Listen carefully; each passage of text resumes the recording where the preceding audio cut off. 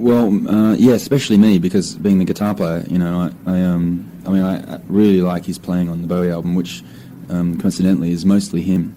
And exactly, I mean, he only played the solo on Let's Dance. That's all he did. I mean, Kalle Salama played quite a bit as well, but you know, I know Nile's playing so well, you know, because I've got just about every album Chic ever made, and he's worked with Michael Jackson, and you know, I've got to take my hat off to him as a guitar player. I think he's fantastic. So I was, you know, when he actually walked into our dressing room, you know, and said, "Can I have a beer with you guys?" You know, I literally sort of nearly fell off my chair. You know, I couldn't believe it.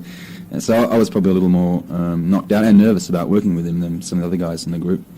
And it, you know, none of us really knew what to expect from him as a producer, but really he surprised us all by just partying, basically. He just wanted to party, and he was very positive. We only did the song twice, and he, from a production point of view, he really didn't do as much as we all would have expected him to do, because after chatting with him in the dressing room after the show where we met him, he was telling us about another group he'd been working with, young band from Canada, that he'd had, you know, a few problems here and there with, and it took him a long time to produce their album and that. So we were thinking, oh, you know, he might be one of those producers that takes everything apart and puts it all back together bit by bit, but no, it was completely the opposite. Virtually, the original Sin was recorded live. It was a jam.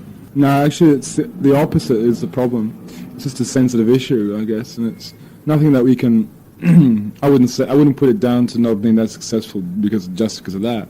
But no, I think it's more of it's a sensitive spot that people don't want to be reminded of. You know, in South Carolina, they don't want to talk. They don't want to know about a song that deals with anything to do with that. You know, and people want.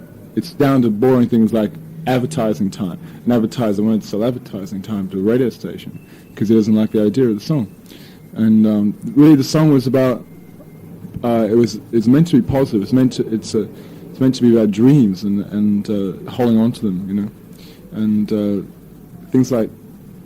I guess shock things like, you know, assassinations like Martin Luther, you know, and trying to break away from that, you know, as he said, he has a dream.